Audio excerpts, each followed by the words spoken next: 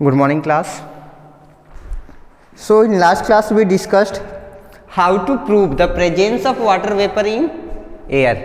हो गया था? हाँ, एक ग्लास लेना है, उस ग्लास में कुछ बर्फ के टुकड़े रखने हैं, उस ग्लास को अच्छे से साफ करना है। 5 मिनट के बाद जब आप देखेंगे तो उस ग्लास के सरफेस के चारों तरफ फिर से वाटर ड्रॉपलेट्स आ जाते हैं. It proves that the water which is present there that has become condensed from the process of condensation. और वो कंडेंसेशन कहाँ से हुआ? The water vapor which was present in the air has got converted into liquid. Why?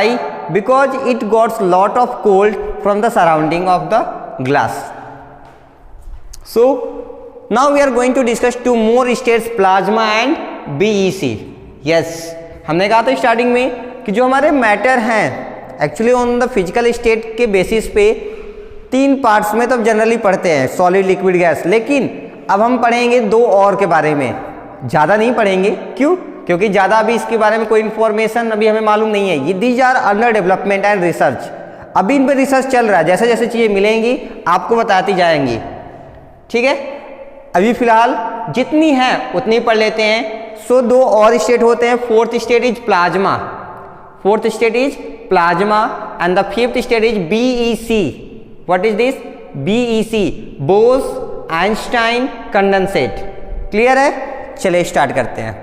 Scientist now say that there are actually 5 states of matter: solid, liquid, gas, plasma and Bose-Einstein condensate.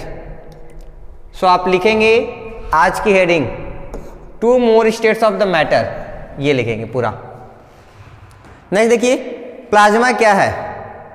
Plasma is a mixture of free electrons and ions. Plasma occurs naturally in the stars. यहां तक okay, including the सन. अभी actually ये क्या मतलब है, अभी आपको समझना पड़ेगा ना कि आयंस क्या है और फ्री इलेक्ट्रॉन्स क्या है. देखिए, बड़ी परेशानी वाली बात नहीं है, आपको आधे अधूरे ही समझ में आएगी. क्यों? क्योंकि ये आपको ज़्यादा क्लियर कब होगा? जब 3rd चैप्टर हम आपको पढ़ाएंगे उसके बाद. क्योंकि वहाँ पे हम पढ़ाएंगे structure of matter. 4th chapter आपका मिलेगा स्ट्रक्चर ऑफ एटम. वहाँ पे बताया जाएगा इलेक्ट्रॉन्स, प्रोटॉन्स, न्यूट्रॉन्स, एटम्स. फिलहाल थोड़ा बहुत जान लीजिए. देखिए,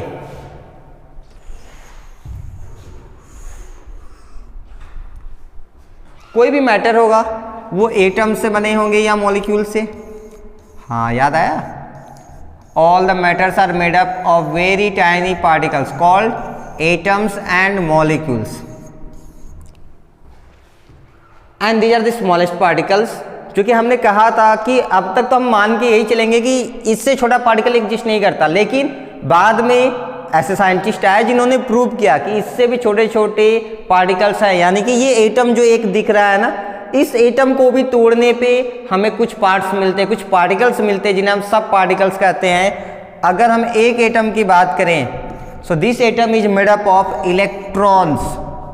what? Electrons, protons and neutrons.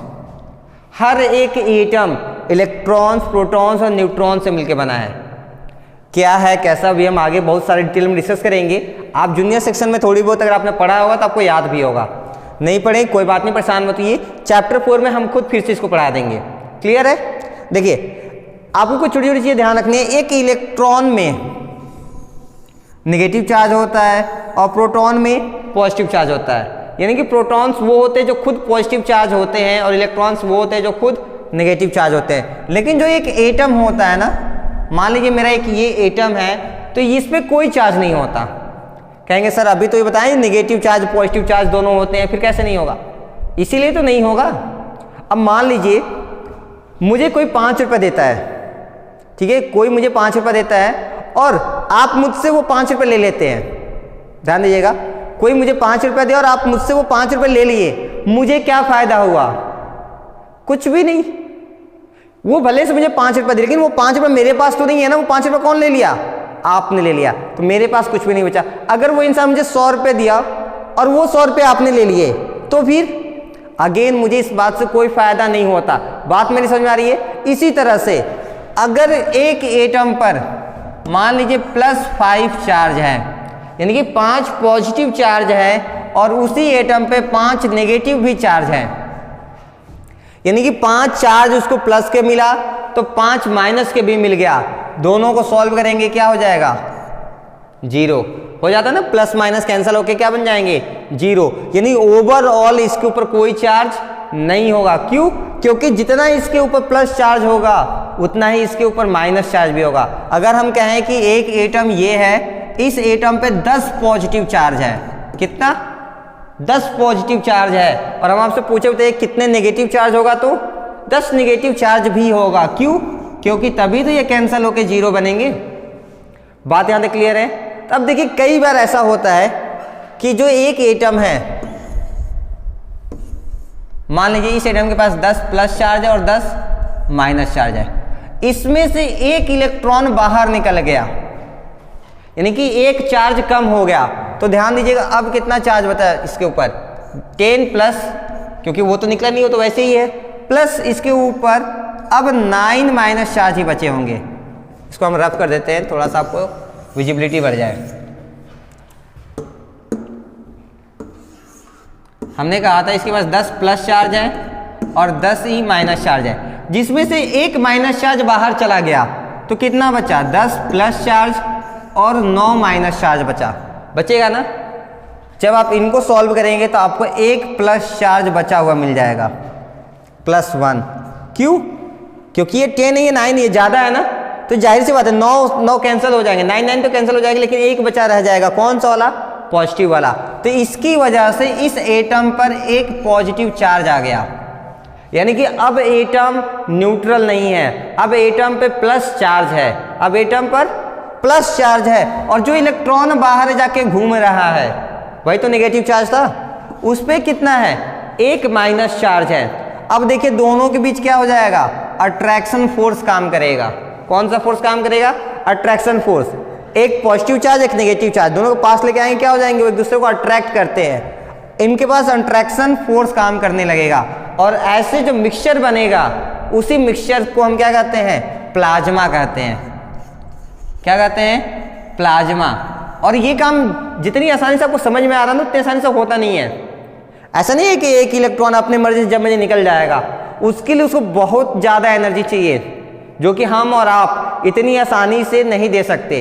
तो इसके लिए बहुत सारे डिवाइसेस यूज करना पड़ता है। जनरली ये स्टार्स पे हमेशा होता रहता है। स्टार्स पे क्यों होता है, प्लैनेट्स पे क्यों नहीं? Because stars are the huge ball of fire. वहाँ पे बहुत गर्मी है, वहाँ पर बहुत गर्मी है। उस गर्मी की वजह से एटम से कहा इलेक्ट्रॉन्स बाहर निकल जाते हैं, इसलिए एटम पे प्लस चार्ज आता है, इस इलेक्ट्रॉन पे माइनस चार्ज, और इन दोनों के मिक्सचर से क्या बन जाता है? प्लाज्मा बन जाता है। बात क्लियर है? सबको समझ में आ रही है? चलिए, तो ये चीज आप यहां नोट कर लीजिएगा। क्या है हम अच्छे से एक्सप्लेन कर देते हैं। देखिए, inside the stars the temperature is so high that the atoms break up. Stars के ऊपर, यानी जब हम स्टार की बात करते हैं तो उस स्टार में इतना ज़्यादा टेम्परेचर होता है, इतनी ज़्यादा गर्मी होती है कि एटम्स खुद से ब्रेक हो जाते हैं। Some of the electrons break away from the atoms converting the rest of atoms into electrically charge particles. ऐसे जब तक एटम ब्रेक नहीं हुआ था, एटम पे कोई भी चार्ज नहीं था। क्यों? क्योंकि जितना पॉजिटिव था उतना नेगेटिव भी था, एक दूसरे को कैंसिल कर रहे थे। लेकिन जब हम उसको बहुत ज़्यादा हीट किए तो उसमें 1-2 इलेक्ट्रॉन्स बाहर निकल गए, जिसकी वजह से एटम पे प्लस चार्ज आ गया और उस इलेक्ट्रॉन पर माइनस चार्ज, और इनके कॉम्बिनेशन से जो बनता है उसी को हम क्या कहते हैं? प्लाज्मा कहते हैं।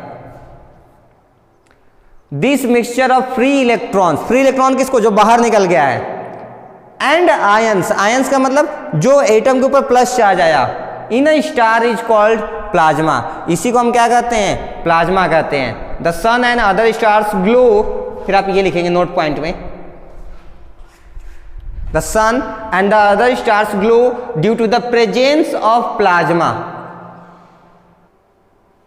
Yes, next it is given that, तो आप ये हाईलाइटेड वाले पॉइंट पूरा नोट करेंगे, फिर ये नोट कर लीजिएगा। Plasma can also be made on the earth. अच्छा, अर्थ पे भी प्लाज्मा को बनाया जा सकता है, बनता नहीं है, बनाया जा सकता है by passing electricity through gases at very low pressure. कैसे? बहुत ही लो प्रेशर पे जब इलेक्ट्रिसिटी को पास करेंगे taken in a gas discharge tube, जो कि किस में लिए होने चाहिए, गैस डिस्चार्ज ट्यूब में।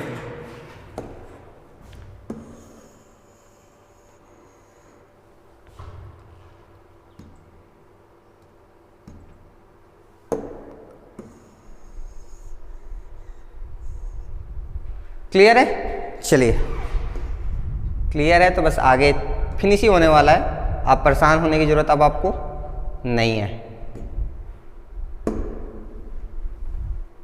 देखिए क्या दिया है, glass tube called discharge tube.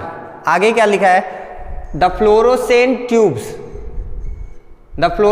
Tubes and neon sign bulbs form plasma when they are switched on. जब हम नियॉन साइन बल्ब और फ्लोरोसेंट लैम्प यानी CFL वगैरह जलाते हैं, नियॉन साइन बल्ब कहाँ यूज होते हैं, हाँ बोर्ड वगैरह लगाने में, कई सारे बोर्ड आप देखते हैं ना रात को ग्लो करते रहते हैं, चमकते रहते हैं, उसमें नियॉन साइन बल्ब यूज होते हैं। ठीक है, एक दो एग्जाम्पल हम आपको कल पिक्चर में भी दिखा देंगे। ठीक है, तो फिलहाल आप ऐसे समझ लीजिए कि इनको बनाने के लिए जब हम स्विच ऑन करते हैं इनके, तो वहां पर प्लाज्मा जनरेट होता है। और प्लाज्मा के बहुत बड़ा फायदा ये है, दिस साइन, वो काफी तेज साइन करते हैं। अ फ्लोरोसेंट ट्यूब में कंटेन हीलियम गैस। जो CFL होते हैं या फिर घर पे जो बल्ब वगैरह आते हैं उसमें हीलियम गैस जनरली भरे जाते हैं, या फिर कोई और गैस भी भरा जा सकता है, जैसे नियॉन, ऑर्गन, क्रिप्टॉन, ऐसे भी गैस उसमें फिल किए जा सकते हैं। And neon sign bulb contains neon gas. और लेकिन नियॉन साइन बल्ब में सिर्फ और सिर्फ कौन रहता है, नियॉन गैस रहता है। When electricity is pass through a fluorescent tube और अ नियॉन साइन बल्ब, जब हम फ्लोरोसेंट ट्यूब से या नियॉन साइन बल्ब से इलेक्ट्रिसिटी को पास कराते हैं at very low pressure, the gases present in them get ionised to form plasma. तो उसके अंदर जो गैस है, चाहे वो हीलियम हो या नियॉन हो, वो क्या होती है, आयनाइज होती है। आयनाइज होने के मतलब है कि उसके ऊपर तो प्लस चार्ज आ जाता है और कुछ इलेक्ट्रॉन्स बाहर निकल जाते हैं। This plasma makes a fluorescent tube और neon sign bulb to glow. और यही रीजन है कि जो नियॉन साइन बल्ब होते हैं या CFL वो ग्लो करते रहते हैं। नेक्स्ट थिंग्स हम नेक्स्ट क्लास में डिस्कस करेंगे। Thank you so much.